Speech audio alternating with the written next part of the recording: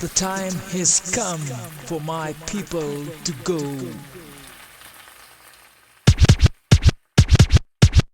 I'm not a queen, I'm a servant of the people. I'm not a king, I'm a servant of the people. It's what the people demand, and we gonna keep fighting till we get that land. I'm not a queen, I'm a servant of the people. I'm not a king, I'm a servant of the people. It's time to rise, to get what we want, we got to organize. Greetings and blessings, everybody, and welcome to another episode of the Pantsula Podcast, brought to you by the All Africans People's Revolutionary Party. The A-APRP was founded by Kwame Ture in 1968, and our objective is Pan-Africanism, which we define as the total liberation and unification of Africa under scientific socialism. If you have any questions to what this may mean, please do not hesitate to reach out to us. To head to our website, www.aaprp-intl.org, and we can answer any questions that you may have. And today we are talking about, in this episode in our podcast, about how celebrities will not save us. But before we go into that, we're going to, as we often do, acknowledge our ancestors, because without them, there would be no us. So I'm going to hand it over to my comrade, Sadiq, who will get into the ancestors before we go into our topic today. Hey everyone, just as stated, we definitely commemorate each and every episode to two of our ancestors. The first ancestor we are dedicating this to is Sojourner Truth, who was a Christian abolitionist born in New York. She actually was able to escape slavery with her daughter back in 1826. And then in 1844, she joined the Northampton Association of Education and Industry. And also in 1851, she made her famous speech, which some of you may know is called Ain't I a Woman, which she called for the abolition of slavery, while also speaking on women's rights as well. Sojourner actually played an instrumental role in reorganizing the Michigan Anti-Slavery Society in 1853. And back in 1870, she also attempted to secure land grants from the US government for formerly enslaved Africans. And she officially transitioned back in 1883. The second ancestor we're dedicating this to is Hubert Henry Harrison, who was born in the West Indies, St. Croix to be exact, on April 27th, 1883. He was actually known as the father of Harlem radicalism and also crowned the Black Socrates. Harrison actually moved to New York in 1900. He was an organizer for the Socialist Party of America and also a founder of the New Negro Movement, which actually had ties to the Garvey movement as well. So with that being said, Hubert was the editor for the Universal Negro Improvement Association, which was founded by Marcus Mosiah Garvey, which was called the Negro World. That was a paper that they had under the UNIA. So in 1918, Harrison briefly served as an organizer for the American Federation of Labor and also chaired the Negro American Liberty Congress. The Congress essentially struggled for things against the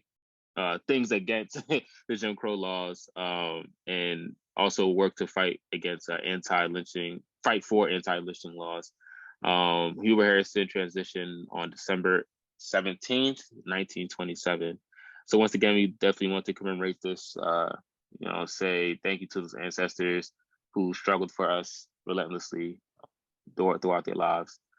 So once again, circling back with my comrade, what he said, Jesse, this episode is centered around how celebrities will not save us. They're not coming to come and get us and save us by any means. They won't, they never will, they never have. But my first question would be, I guess, what is the role of celebrities, aka the petty bourgeois in our society? And why is their interest, why do you find that their interest is always in opposition or tends to be in opposition with the working and poor class? Well, I do think celebrities, this is a very important conversation, as we're going to get into later, talking about what sort of probably inspired this, Jay-Z's comments about capitalism. And I think, just to answer your question, celebrities are and have always been just a source of distraction. And I say distraction because they have a master, and those masters would be the corporations that they work under.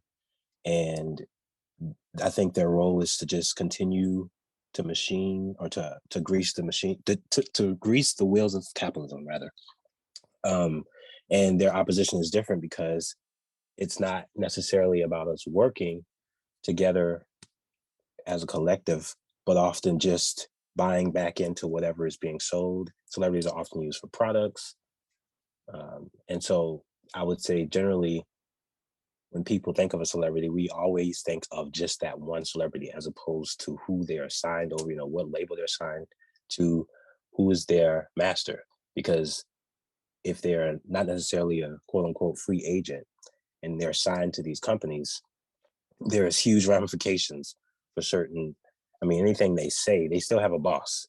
So a lot of folks want to be a celebrity and think, oh, I want to be able to, run my own business, whatever. And folks don't think about, okay, well, even if you have that quote unquote access, you have a limit to that. You can't just say whatever you say. Many times we already know what it's like to see that apps note apology when a celebrity says something that's out of pocket, because they know as much as we know that it's all games, it's all gimmicks, but it's mainly used for propaganda also. Celebrities can have a large amount of influence on our lives, as we know, due to their talents, whatever that may be, whether it's an actor or a athlete. It doesn't matter. If you have a platform where you're able to inspire folks and you're able to give information and be a conduit for propaganda, they want that propaganda to be used for the benefit of their higher class interests. It's never the working class, because we just gotta work, make products, shut up and dribble, get to the line.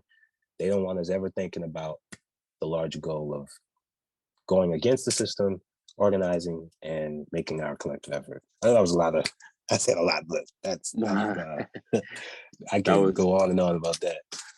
No, that was pretty on point. So I guess I will want to just make sure I have clarity, or give clarity on the term petty bourgeois for those who don't understand where their class position sits. So they usually sit in between where they are. They do sit in between the working and the capitalist class, the bourgeois class, right? So they're the liaison between both, right? And they actually are propped up, and they're dependent on the bourgeois class. So they're trying to get a bigger piece of the crumb. They tend to get a bigger piece of the crumb than the working and poorer class. Hence why they're propped up by the bourgeois as well, to kind of provide smoke and mirrors for the working class. So, they don't understand the primary contradictions within the society, or can't pinpoint that, the capitalist class is exploiting their labor and resources as well. So oftentimes when we talk about, or we see, the petty bourgeois, especially more so these celebrities, when they do these deals, right, the capitalist class owns and controls the means of productions, right? So they own factories and how things are distributed and things of that nature. So when you find artists, whether it's like rappers or, even athletes, whatever, when they do business venture deals, because they don't own the means of productions, they don't own these, distribution centers or factories or, where things are produced, they actually have to tie in and do business deals with them to get a piece of the crumb of that business venture. So you look at, different deals, whether it's like, alcohol deals, whatever, right? Or liquor deals that some of these celebrities do. A lot of the times it's tied to LVMH, I believe that's the acronym. I think Louis Vuitton, Moet Hennessy, that broker a lot of those deals, because once again, they own the means of productions. It's a capitalist institution, right? So they're not dependent on themselves. So they a lot of times tend to capitulate to the capitalist class, essentially. So that is their role most times in society, is to, and when we're speaking solely about celebrities, you also tend to have, people who are like doctors and lawyers a lot of times too, who get, paid a lot more than the standard working class person would. And obviously their class position is a little different than the working class. But I think the common ground is the fact that they're dependent on the capitalist class and the crumbs that they provide them. I think that is, when you're looking at it dialectically, that is the basis of it, essentially. So I think that's why we also tend to find that they play a reactionary role in society, because they're looking to get a piece a bigger piece than what the masses are getting. So obviously, if the people who are in the bourgeois capitalist class are telling them, "Oh, you need to capitulate to this," or we need you to do this, they're obviously going to do that so they can get a bigger endorsement deal, a bigger brand deal, or whatever the case is. So that's why the likes of the Jay-Z or any other celebrity will go and tell you, capitalism is good, and people telling you it's bad, don't know what they're talking about, whatever, right? Just to sum it up. A lot of times because they have these deals with the bourgeois, distribution deals or whatever the deal may be, we're dependent on them. So, word. Yeah. In addition to what you're saying, I think it's a good point to highlight how the reactionary elements for celebrities fuel folks to not really think of it dialectically, of course, and to analyze historically what they can, like if you do have a position of power. And there are these tiers, if you will. Some folks look at it as, okay, you can be really, really well known, or even as we know now, with the talk of influencers, you can have 1,000, 5,000, or just however amount of people in your community that you talk to directly, where you can basically have this network of folks to support you through various means. And even those smaller groups are targeted by the state. Like you're never going to find the state sanctioning any form of liberation for our advancement. It's always going to be about going back into the system, and celebrities just reinforce, to your point, our reliance on the system, and to not think collectively, to continually invest, try hard. I mean, even Jay-Z, we're going to get into this later, but I think of what was recently the story with him and the owner of Twitter, and going to the Marcy projects and saying, okay, here, you want financial literacy? Here's some bulletin points. Here's a $25 coupon that you could use for some Bitcoin.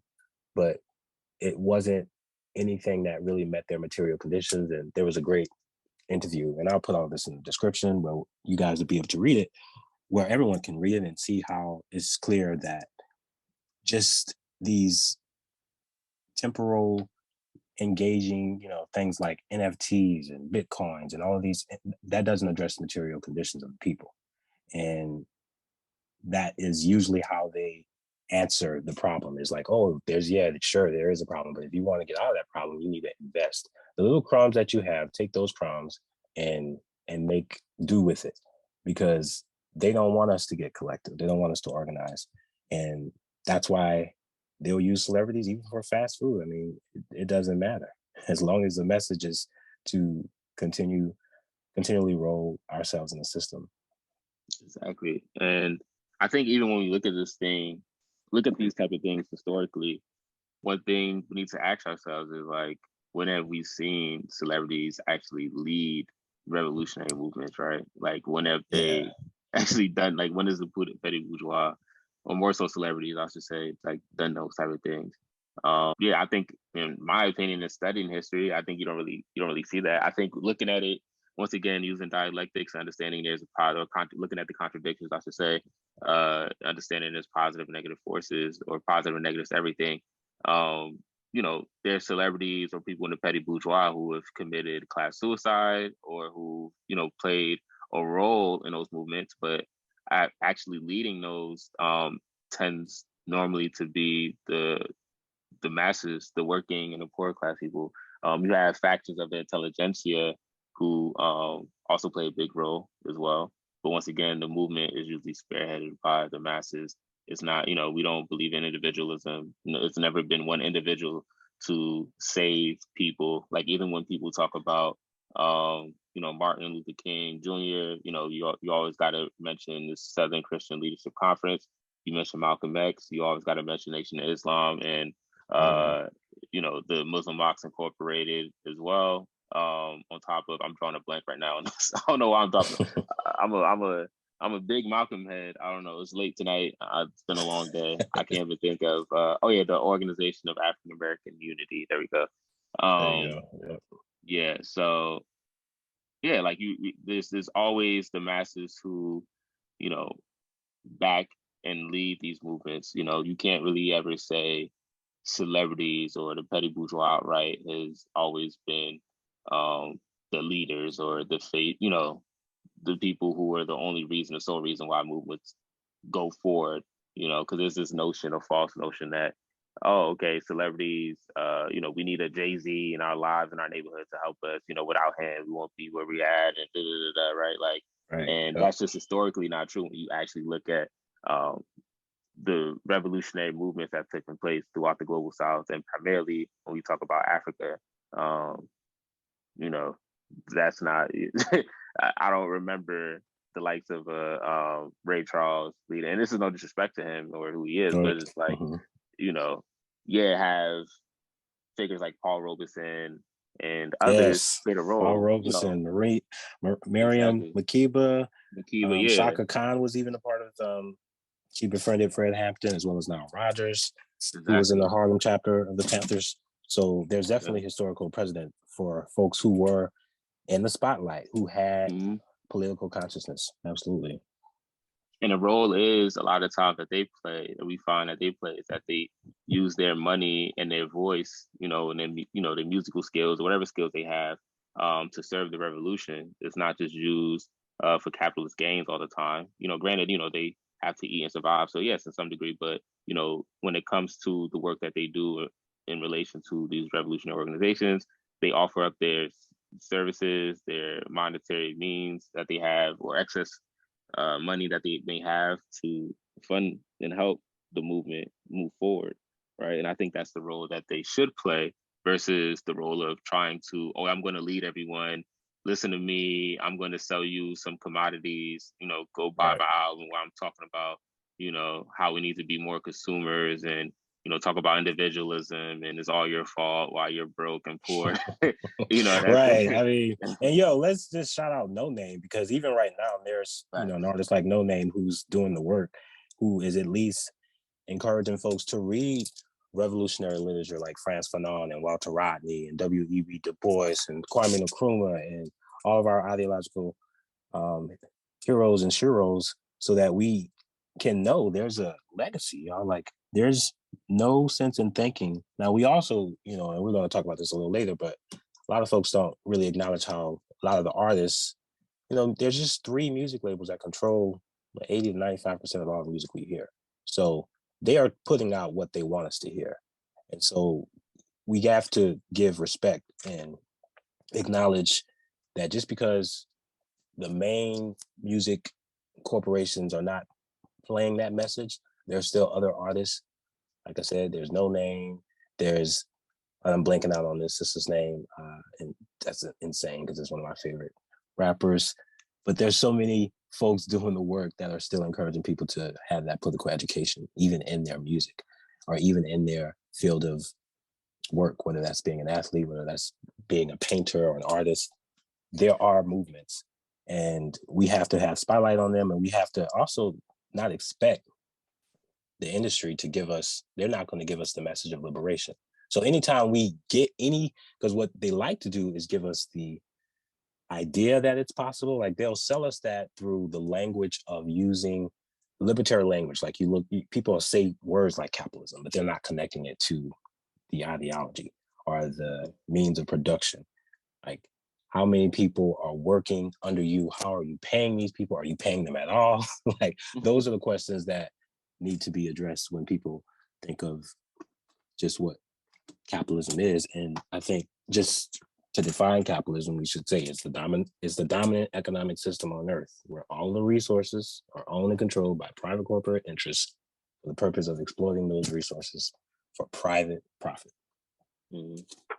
Yep, it's a system where a few own and control, the means of production, that I was stating earlier, how things are produced, how things are manufactured, as well. Like, we have no say under capitalism as working poor class folks, even petty bourgeois folks, right? Yeah, like, even they don't have a say. They don't have a say. How many apologies, as I was mentioning? Exactly. How many apologies have we read? They don't have a say on how resources are allocated or distributed within society, or how, just goods are manufactured as well. They don't have a say to that. The people who do are the ones who are the capitalists. So those, who have control over the GDP and things of that nature, of the said society. So, while the rest of us are getting crumbs and we're barely surviving, and we're like 1 paycheck away or 2 missed paychecks away from, being homeless or being evicted, or right. That is just the reality of it. And I think that's actually a perfect segue into what Jay-Z comments were, pretty much that was stated pretty recently. Where I'm gonna just sum it up, Jay-Z was, I think he was on the Spaces, if I'm not mistaken, and his comments were on capitalism and how he was framing it as if it was a term invented pretty recently. I think it was insinuated that it was a term to keep us down, keep African folks down, and just lethargic and upset, right? And not having a material analysis and defining it as we defined it. So just wanted to kind of get your take on some of those sentiments he spewed, and just your overall understanding of it. I mean, that was just hilarious to listen to, because it's a very basic overview of how Jay-Z, I mean, he said he has a history. I mean, Jay-Z is very, I don't listen to a lot of his music, but I know enough to know when I listen to him, it's like, oh, he's always saying stuff like this. Like, this notion that he doesn't, but yet he uses the language of revolution. He'll talk about himself and mark. I mean, I think one of the worst Jay-Z songs is Black Effect. And that came out on his 444 album with Beyonce. And I'm gonna get into some of the lyrics because I think it goes inside with this kind of this quote. And it shows the contradiction and the mindset that he has, which is like, look, I got this money. So, and then he says stuff like the song on Black Effect, the song Black Effect, he says, I'm good on any MLK Boulevard. like, and he prides himself on being from the Marcy Projects. And again, how he treats those in those projects is, hey, here's a program, here's a financial literacy course. Instead of building them projects, instead of taking, because remember, he's a billionaire. So he has enough money to, let's say, instead of provide a financial literacy program, you take away those projects and you build living facilities for folks, you provide food for them, you make sure that their needs are met. But nah, instead it's almost like, well, I'm good on any MLK Boulevard. See my vision with the tech. I'm Malcolm X. Haters dread in my effect. They want that DOS FX. I mean, I'm just listening to this. Every time I think of the song, like, it reminds me of what he was speaking of, because it's like he wrote this like 5 years ago, and now he's like, nah, they trying to make us, like, they invented that term, like they wanted us to get into the music industry. It's like, or he actually claimed that because we went into the music industry, and we being African folks who went into the music industry, that somehow that's a bad thing. But it's like and this goes to the point of Pharrell and anyone who is someone who has someone signed to them, yet you make sure that they don't have any of their rights to their music. Like you're getting all of the profit. Like you're basically doing exactly what the white man did, except you're Black. So, I mean, it just shows that it's not okay to think, just as a person of a power, that you somehow can influence and encourage folks that they don't need to think of why they're oppressed, because you can go to the Glassdoor reports of working for his companies. I mean, they're not happy. It's pretty vocal where people are like, yeah, we don't get paid. There's a lot of competition involved of getting into the ranks, seniority. Like there's a lot of people not satisfied working for Rock Nation or working under the guise of any capitalist that exploits their labor. You have something like a program, but you don't pay them for your internships. Like all of these things don't make any sense. Yet you're claiming that you're good on, and he wouldn't be found on any MLK Boulevard. I mean, if he's not in his own limousine, like he's separated from the people. But his language is that he recognizes what the people are dealing with, and the people just need to invest in the system. And it goes back to how he handled even the Colin Kaepernick thing. We're past kneeling. It's like he's clearly obliged to the interest of who's paying him to say that.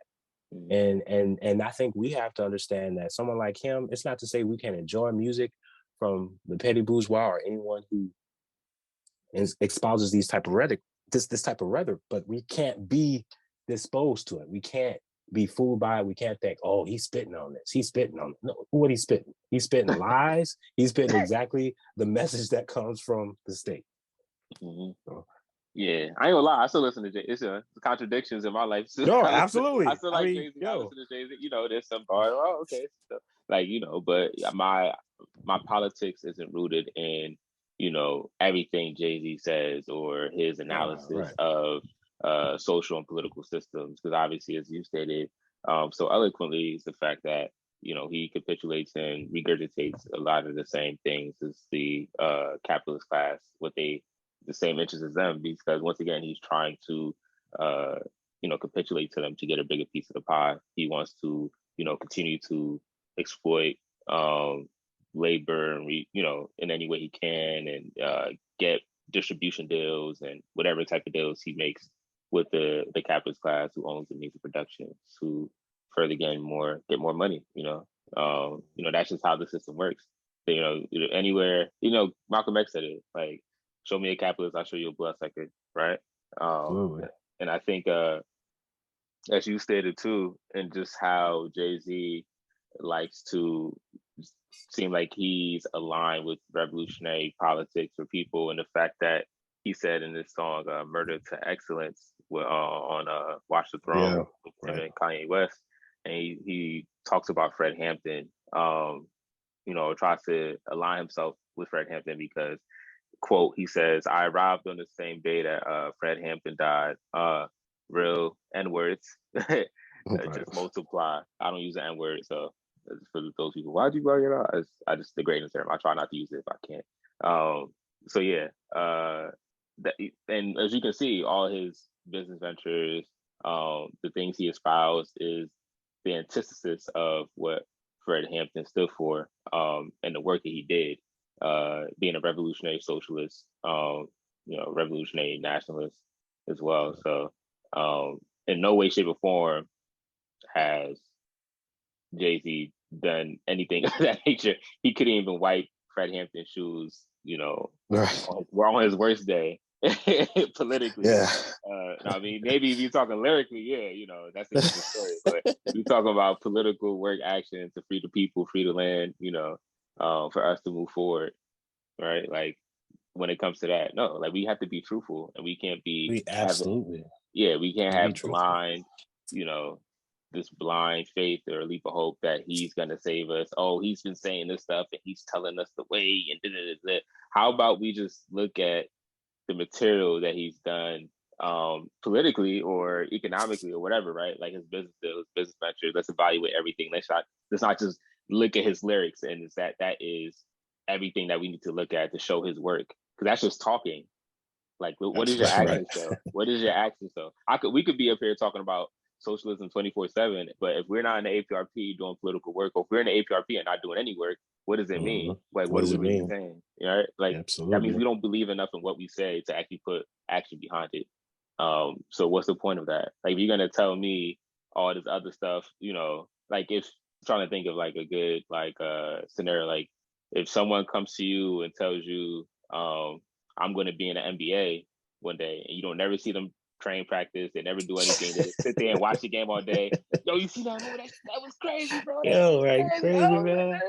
Right? They go wild. It's like, yo, that don't wake up, go to the gym, nothing. And then it's like they just keep telling you, I'm going to the NBA, going to the NBA. They 45 telling you, I'm going to the NBA, going to the NBA. You never seen them going to the gym. But if they do, it's like an off chance that they end there, right? Like once in a blue moon. So it's like their actions don't line up with what they're saying. They're just talking. So I think that's how we should look at these things. That's how we should look at everything. Absolutely. Right on. And that's really having a materialist analysis. It's like, all right, this is what's being said. Let me survey the material behind it, see, and try to distinguish truth from falsehood, you know, and does the actions match up with the words that's being said? And yeah, let's evaluate it, you know. So I think that should be the basis of it versus, you know, people are trying to pull up lyrics and, you know, say, oh, he said he was going to do this. Well, did he do it? And what was it? Did he do it? Like, right. You know, you always have to be inquisitive and ask, like, what was behind this? Was this independently done? You know, because I think sometimes we see people do deal ventures and it's sponsored by some transnational, multinational corporation. And I think people are indoctrinated to believe that these multinational corporations are doing things in good faith, they like, even though, people who work at places like Amazon complain about not getting breaks and working overtime, not really, getting paid fair shares or getting paid their fair share, working crazy hours, so forth and so on. But then on the flip side, people are like, oh my God, Jeff Bezos, and he's doing all this philanthropy and whatever, right? And it's like, how can he do all that when he's treating his workers like this, right? Like, how does that, like, look at the material and like break down these deals and this philanthropy work, quote unquote, that he's doing, and like, let's see, is this just a tax write-off or is this real like work that's benefiting the material people and material gangs? Like, what data can we point to show, okay, the literacy rate has improved in a said place where he's, invested his money in, or the living conditions, the mortality rate, let's Yes. look at those type of things, instead of just, he said he did this and Fox, CNN, whatever publicized it, so it must be true, and that's all we need to know. Right on. Right. Yeah. Well, I think you bring up a point that I want to mention, which is just propaganda in itself and the role of propaganda, and why someone like Jay-Z or anyone who's on the television or on the internet, anyone who has a platform, that is going to be monitored. I want to read a quote by Edward Bernays, who's known as like the father of public relations and propaganda, who worked obviously with the CIA and the government to control the minds of a lot of people. He says, the conscious and intelligent manipulation of the organized habits and opinions of the masses is an important element in democratic society, which is funny, you won't say democratic society, but those who manipulate this unseen mechanism of society constitute an invisible government, which is the true ruling power of our country. We are governed, our minds are molded, our taste formed, and our ideas suggested largely by men we have never even heard of. It is they who pull the wires that control the public mind. And this is exactly what we see when we see propaganda. And I thought of this when you were speaking of Amazon. Have you seen an Amazon commercial? Like, they are happy. Like, they're like, oh, I have freedom. I don't have to worry about work. Like, I have extra, Amazon Flex, whether it's Amazon Flex or working in a non-climate environment warehouse. If you see them, it's just like the burger on McDonald's or Burger King. It's much bigger, much brighter, much more colorful, less antagonistic. And that's the message they want to sell, that, hey, this is an opportunity. You can make more money. This isn't labor exploitation. This isn't like psychological warfare. We're actually trying to give you opportunity. It's all of this talk of sustainability as opposed to abolishing and starting something else. It's like, no, let's sustain ourselves in the uncomfortable. I mean, there's a theory, what is it, like the 24-hour work week? Like you're basically centering your life around work and being comfortable with being exploited.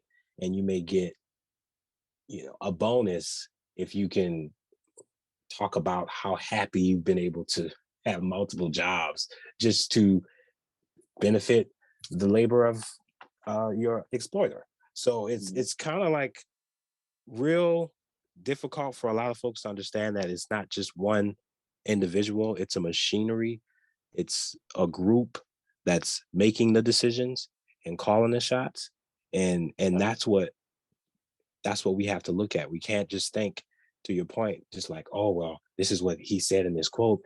We have his history. I mean, and it's like, okay, I would have stopped him as soon as he was talking in this Twitter space and be like, okay, so when you said in Murder to Excellence that I arrived on the day Fran Hampton died, real N-word just multiply, how can you contrast that with what you're saying? Like, here, what do you think about the quote where Fran Hampton's like, if a capitalist come here, like, it's gonna be their head. Like, we're not, like, how do you, like, the capitalism has been talked about for a long time. For him to say that it's a new language, or this is something that capitalist is a slur that broke people use to shame rich people, like, that's and that's what we need. We need more direct. Can you explain what you mean by that? And he knew why even speaking, and this is what's so funny, and no shade, but Jay-Z is, one of the greatest writers, right? But when he was talking about this, he was mumbling so much. He was like, well, and I'm not trying to say, like, it just seemed like he wasn't even comfortable trying to get the words out, because it's like, yeah, because you already know your history doesn't align with what you're saying. So we got to go real on the material conditions of folks, not all of this exuberance of the media and the framing of the media, because we all participate in this propaganda machine, but if it's used for positive and negative, that's the call to action we have to decide. And obviously we're trying to make folks realize that they have a role to play in this system. We need to organize against the system. We have to politically educate ourselves and look at the histories of the past and movements that have been done in the name of liberation. We cannot depend on what the system is telling us to do. The system is going to reinforce all of the existing problems that won't be challenged until we rise against the system. Exactly. Yeah, and just to have a historical analysis too, it's like, let's be real, man. Like, capitalism got started, or is seeding money through slavery, through enslaving Africans, transporting them, enslaving them, transporting them from their homeland into the West, and using that free labor. Before getting that free labor, using it, you had to kill off indigenous people in the Western Hemisphere, commit genocide, right? So yeah, like, so to say that capitalist or capitalism is a new term, I mean, you're like probably 500 years late on the news about the formation of obviously the capitalism we see, monopoly capitalism, the highest stage of imperialism, right, that we're in right now, is obviously not the same capitalism that we've seen where it was like in a stage of mercantilism early on.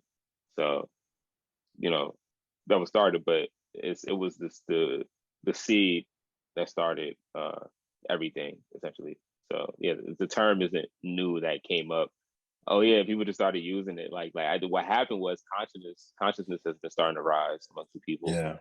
Material conditions are worsening. Organizations are on the ground politicizing people too as well. That's why Jay-Z came out of the woodworks to say this. I feel like this was a response of him reading Twitter comments. There's more of a conversation around socialism and capitalism, and as you said, the conditions are worsening. So folks are being more aware. So he has to come and do kind of like what Obama did to LeBron and be like, hey, no protests, no gathering together, like, calm down, you can negotiate, don't strike. I feel like that's another role that the petty bourgeois play, is to just sort of neutralize the actions of the masses, to keep them at bay to the system, to encourage, hey, yeah, you know that business you wanted? That, like, that independent, you can do that. You can have that business. Yeah. It's the same thing Nixon did, back in the day. That was his job. Right but on. He was espousing the whole notion of like, oh yeah, we just need more African businesses, and that would help, because that was the height of the revolutionary movements inside the imperial court in the U.S. So the Panthers, BLA, and all the other socialist movements that were going on inside here as well, that they had to find a way to keep us confused or try to keep us misaligned from a target or objective. So that's the same thing. That's the role the petty bourgeois plays, is to continue that confusion. Hence why, like you stated, Jay-Z came out and said what he said and did what he did. Continue the confusion, absolutely. Because again, the objective is that we got to get free, because we're not free. The conditions are worsening. We're not in a state where we're better. We're not doing better. We're doing worse, and we're getting less for it. And we're being told that the little that we have could be invested to get us out. So with those type of notions, it calls to mind also what Frantz Fanon said, which is the settler's work is to make even dreams of liberty impossible for the native. The native's work is to imagine all possible methods for destroying the settler. So we can't do this whole wondering and imagining a world in which, again, this is the idealist mindset, is something that's not connected to a materialist analysis, which confuses us, because we can see people like Jay-Z, we can see people who have enormous wealth, who has power, who clearly has prestige, and then we wonder, okay, how is it that he has that? But then, because he even speaks about in this space, he talks about where he was living and how it was really poor and it was just a very bad place. So, but he speaks of it detached from that. It's like, you don't think people are still living in that condition? Like, you don't think it's worse? You don't think the roaches have multiplied? Like, there are more roaches than they've ever been before you left. Like, they've invested. Biden is putting more money to the military and the police. So, how are you speaking about it as if when you were there it was so bad? Like, it's still not bad. Like, it's still bad. It's worse. Yeah. Oh, you telling me it's not Wakanda, bro? What's going on? Right. You insult me like that and tell me that's not Wakanda? I want to believe it's Wakanda, man. And I think that's the issue is that because we are so downtrodden and because we've been socialized and indoctrinated to believe that capitalism is some great system, you know, that we try to cling to that notion. We try to cling to it because once again, we've been oppressed for, you know, centuries on end, generational oppression for most of us, a lot of us, right? The masses. So, you know, any notion of, oh, I can make it, we just try to cling to it, or money, or trying to just, I think it's just the emphasis of trying to get our material needs met. So, you know, and I think understanding that contradiction and understanding that, you know, it's not completely, you can't blame the oppressed for their position and wanting to have the material needs met. But I think it's to have a clear, our job is organized to give them a clear and sober analysis to have them understand, well, you have a better shot in trying to foment revolution or create revolution than you do in probably becoming a billionaire or trying to become a billionaire. Absolutely. And how becoming a billionaire or whatever, you know, or part of the capitalist class, I should say, has to do with high levels of exploitation of labor, resources, etc. So I think that that's always a mind, because people like to detach the two. So I think people like to believe that you could become, you know, hyper wealthy or have all this capital and not tied into exploitation.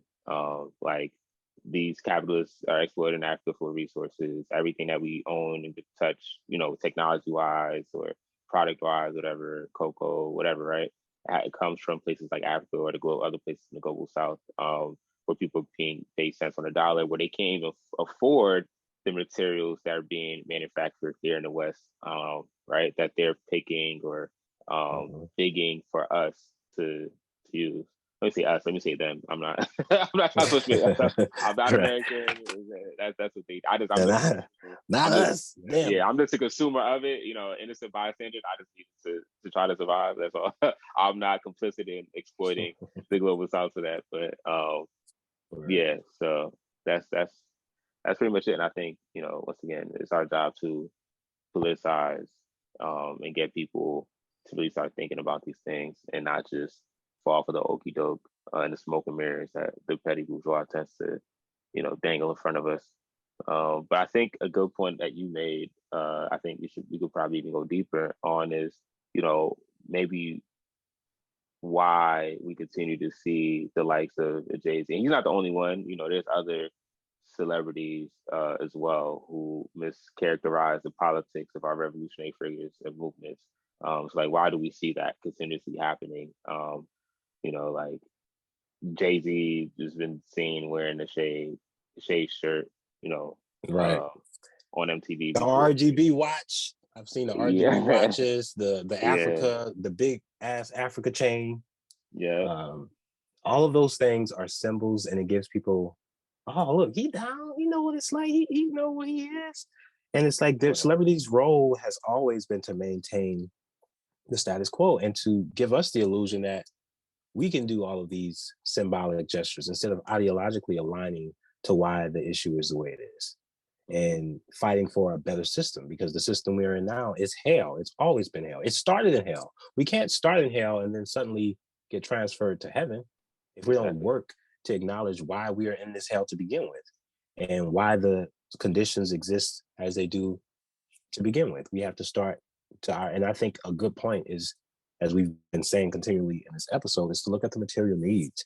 Look at how the majority of our people are struggling. And they're not struggling because they don't work hard. We're some of the hardest, quote unquote, workers you can think of. We're always thinking of ways of expanding and helping each other. And that's what we're naturally inclined to do because we're social beings. But socialism is diametrically opposed to capitalism. And they understand that. And they don't, that's why Jay-Z isn't talking. You notice he didn't use the word socialism at all. He's just talking about capitalism. Most people just talk about capitalism. And people can acknowledge capitalism. And even if they reconfigure what it is, they're not wanting the collective to be as a part of the discussion, because that is, that type of collective work. And that's something we're encouraging because we know that organization decides everything. And if we have an understanding of why we're in this situation, we can criticize and go against this dog nonsense that they're just pumping down our brains and giving us 24/7 and creating newer ways of entrapping our minds. It's the role of all. I mean, this is one of the reasons I'm thankfully in this organization, and what I continually hope folks, when you all listen to these podcasts, is to just look at it in the sense that you do have a responsibility and you can contribute to this. You're not unable. You're not. It's not. You don't need another degree. You don't need a degree. All you need is to get organized. Not to say you can't have those things. Those things are great, but we don't need to feel we don't have the ability to change anything. When there have been movements to set the president, and there's just work that's being done. And I think the more we're advancing the struggle, we're going to see more and more conversations like this come up, because more and more people are being awakened. And that's going to cause even more of a case for us as organizers to find other ways to talk to folks and to find out how the system, because the system is not going to ever just lay low on this message. They're going to find new creative ways to reinforce the same things Jay-Z is talking about. And you mentioned Black Panther. That's a great start. And it's already started a lot of confusion amongst Africans, as we can see. And with films like that, and with folks coming out, giving credit to making a lot of wealth in a little time with no examination of the transactional labor. Like, when people think of that, once we start really addressing it, I think we'll be in a better position. But I think we have to understand that the alternative is socialism, and that we got to fight for that. And in order to really attain that, we have to start with knowing where we're getting our information from, and literally doing what we can, whether that's joining a book club to start, or tapping into your local organizations, joining the A-APRP, that would be great. Doing whatever you can do, knowing that you have a role, and it's not just to consume, it's not just to be told that you're not good enough and that you need to buy this product to fix whatever issue you feel like you're dealing with. That's not the issue at all. The issue is the colonial project that's been started all that time ago is still in existence, and is only getting worse and more diabolical. And the more we submit to its status quo implication and direction, we're going to continually be confused. But we don't have to stay confused, because there's been efforts to change that. Yeah, and the whole notion of, you need to have, like, oh, I don't need to be revolutionary, they die broke. Well, flash the news. Like, anyone who tries to contribute to the revolution, the state is going to attack them because they want to overthrow the current system that is oppressing the masses. So even the likes of Hugh P. Newton, talked about this in the war against the Panthers, and outlined the FBI COINTELPRO tactics on how they were trying to get them to exhaust funds and not have the means, and doing, even the IRS was complicit in that too as well. You could read John Patash's book, the FBI war against Tupac Shakur and Black leaders, and he talks about that extensively with various other figures who committed some form of class suicide, right, or align themselves, people in the petty bourgeois aligning themselves with the working class people and using their money to fund revolutionary work. And we find a lot of the times those people are, misaligned, targeted, funds are exhausted by means of getting thrown in jail for several lawsuits, so forth and so on, right? So that's just the nature of it. When you do this work, that's what the state, and the more you amplify your work, the more the state is going to do against you. Like Secretary Ture says, if the enemy isn't doing anything against you, you aren't doing anything. So that's just the nature of it. So there's no way you can't. I'm sorry. Like when you study, if you really studying these things seriously, you studying revolution, there's no way the state is going to sit back and let you do these things and let you keep your wealth and assets and let you keep on funding revolution to overthrow themselves. Like, oh yeah, we want you guys to overthrow. Like, like they're gonna cut that out real quick. If you have a house, if you live in a house, and there's someone walking down the street, he comes down like every week to come burn your house. You're gonna do any and everything to make sure he doesn't come in to try to burn your house. You're gonna, shoot him, beat him up, whatever you can, or like deter him away from coming into your house. You're gonna do everything you can, and that's literally what revolution is. We're trying to burn a house down to make a new house, right? Exactly. That's why we need y'all. We need everybody, all hands on deck. Come on. Yeah, we can do it. Yeah. So that's just the nature of it. So for people to say, well, they died, but that's probably what's gonna happen to people who intensify the work or doing, organizing the masses to overthrow the system. The state is going to make sure all their funds and resources is exhausted because they don't want that to be used and funneled to overthrow them. So they're going to make sure by any means that source of money or that source that is being used is going to be dried out. Right. So I just wanted to tackle that notion that people spew out there as well. So and I think even when we look at the whole purpose of them mischaracterizing the politics of the likes of our revolutionary figures, i.e. Fred Hampton, Malcolm X, so forth and so on, or even romanticizing pre-colonial Africa in a certain way, via Wakanda, whatever. I think it's even tied into things like what's going on in Jackson, Mississippi, right? People don't have access to water, and the water they do have access to is not really that clean or clean at all.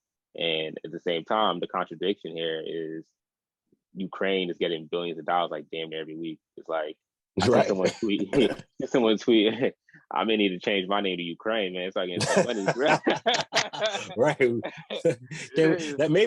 That's probably what Mississippi needs to do is just say, okay, we're Ukraine now, and we can get some of this money. But nah. Yeah. And you know why? The population is predominantly Africans there. So like how is that not racism? How is that, how is the system changing its principles? And that's what we're talking about here when we talk about the system. We're talking about the reason why we need to create revolution is because the principles that the system upholds is racism, exploitation, degradation, genocide. These are all the things that uphold patriarchy. These are all things that it upholds, right? All these crazy isms. So we want to change. You're not going to change those principles through reform. All you're going to do is get some concessions, and it's still going to go on in different guises and different forms, right? Right. So we need to understand that trying to elect one person or whatever the case is that's a part of the Democratic Republican Party, you asking for this, or you saying we need to keep capitalism, is just perpetuating the system and the principles that upholds. All right, so what we're saying is we need a new system that upholds different principles that is in complete opposition to murder, genocide, exploitation, and even the degradation that's going on throughout the world, and even the plundering of the earth that's causing global warming as well. It's one very clear. Corporations are doing that, not because you're not recycling. Like the carbon emissions that are going on through these transnational, multinational corporations and stuff, like it's sick. It's crazy. So, how they're polluting the water, the air, everything. But yeah, so we need a system that is in opposition to that, not only to save, or stop the exploitation and murder of people, but even to save the earth and humanity. Because we see, all the floodings is going on in Pakistan, and what's going on, what's going on in various other places where the earth, as you're saying, is not able to sustain itself given capitalism and greed. So I think that's really what it is. I think historically you can't really show me evidence, especially where Africans live, where capitalism exists and it works in an egalitarian type of manner. There's really right. nowhere It doesn't work. it doesn't work, man. Like, especially capitalism is trash. It's proven that over and over. Like, there's nothing we can do with capitalism that's going to advance it. And it's so diabolical that it justifies it through the media propaganda that just encourages consumption, just the encouragement of buying products to make us feel better or to just escape the material conditions of our existence. Like, that's what social media with the metaverse, what's happening with, the meta world is really interesting to study, because this is exactly what they've always wanted. It's to just not focus on liberation, not focus on the conditions, but just to continually think that this is okay, that maybe someday it'll get a little better, and even when technology advances, it doesn't advance for our benefit, it advances with capitalism. It makes us we're more spied upon, we're more surveillance and targeted warfare is only a byproduct of capitalism. Exactly. So it's really like the work that, to your point, we have to organize against it.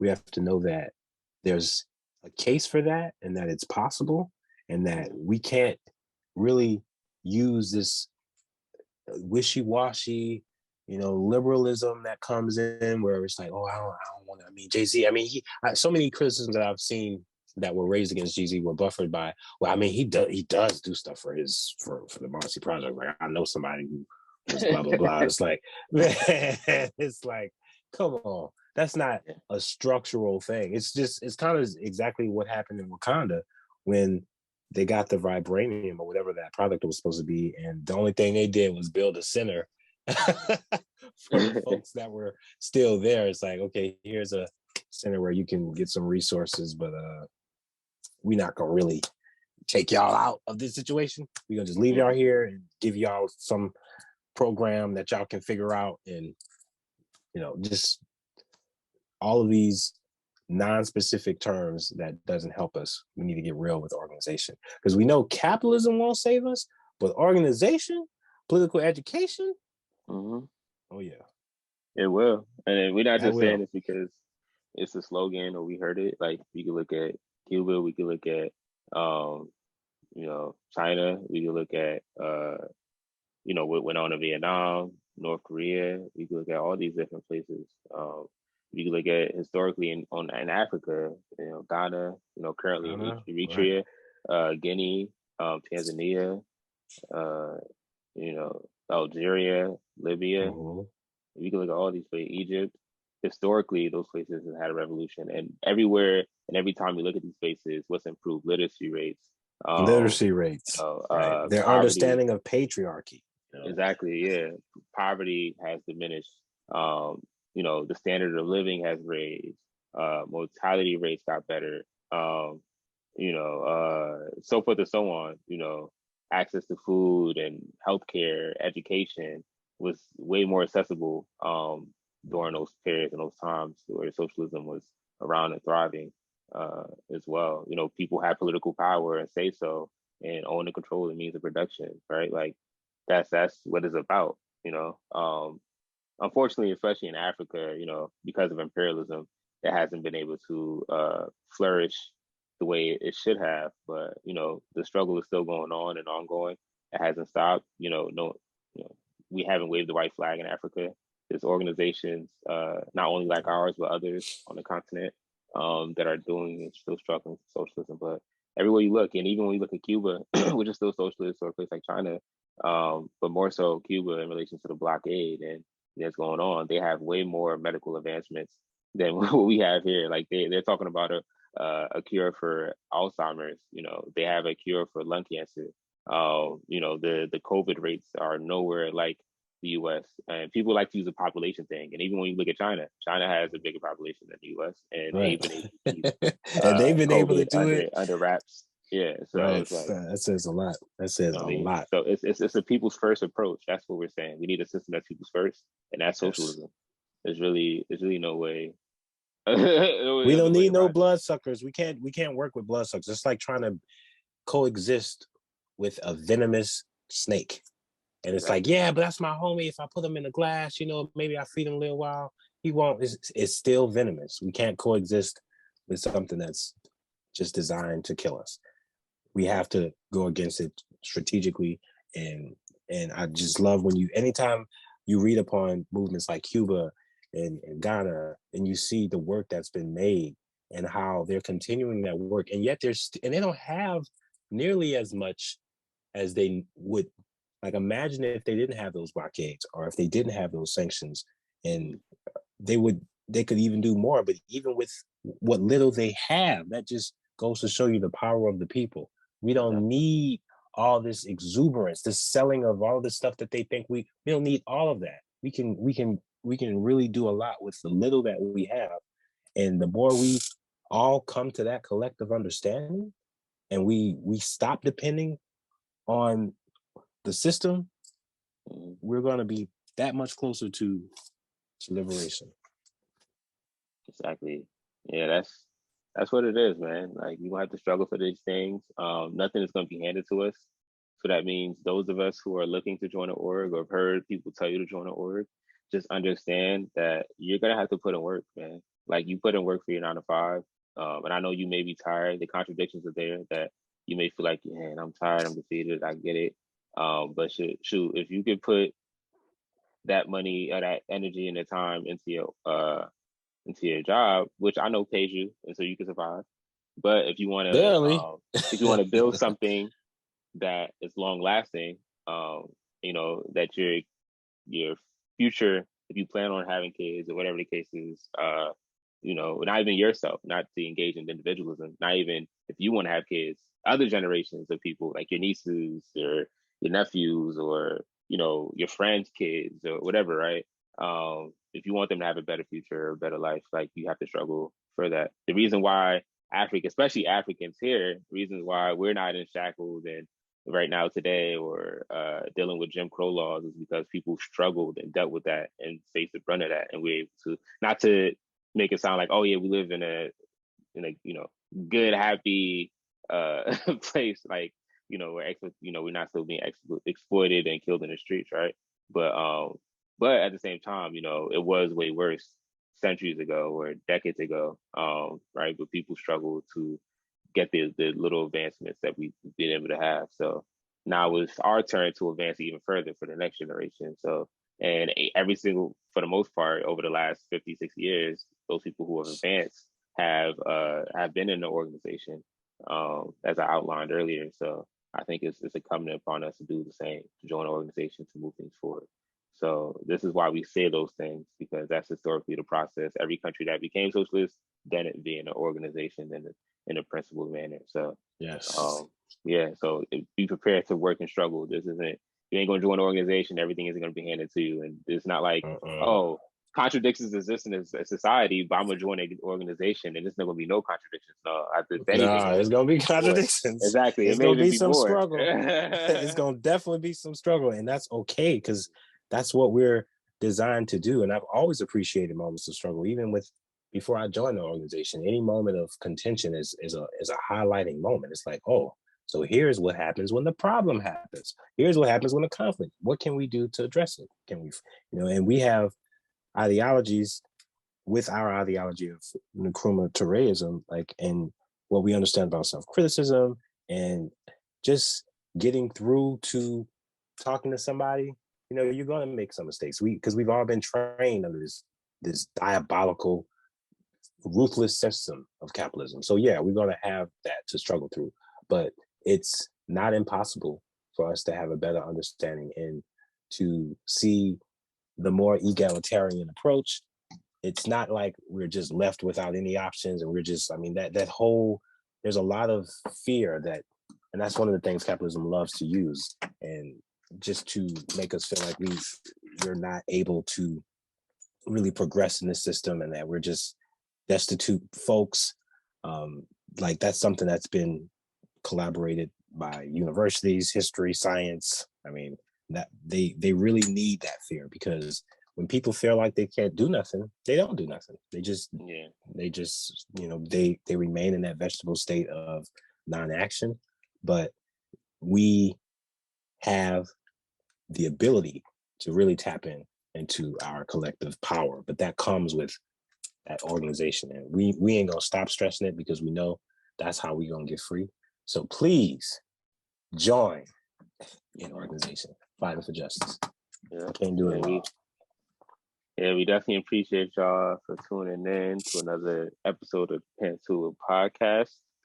Definitely like to direct you guys to check out our other comrades who are also doing podcasts. But before we name those, we like to ask you guys to support, or if you want to support the A-APRP and the work we're doing, we definitely ask that you go to our Forward Ever shop and cop some merch, especially if you're African. We have hoodies. We're going to have new styles coming up as well for the fall. Just stay tuned. That should be coming, within the next few weeks or months. So definitely just be patient with us, and we'll have some new stuff on there. But we still already have great stuff on there, some good quality stuff. You can check out the reviews as well. Absolutely. Please, y'all. Some good stuff. But we definitely, if you want to, if you looked at the A-APRP, you thought about joining and you're not sure, and you want to find a way to support us, that is definitely one way you can support us, is by shopping at our Forward Ever shop. The link is in the description. And as I stated before, the other podcast you can tap into with our comrades is the Forward Ever podcast on Spotify. You can also tap in with our Southwest chapter, which they do theirs every Thursday. We also have the Revolutionary African Women's podcast. And we also have our Ancestors' Voices featuring our comrades Ajamu Umi and his daughter Shakura as well. So once again, thank you guys for listening. Organization decides everything. Everything. Organization fighting for justice, and catch y'all on the next episode. Forward. Forward Ever.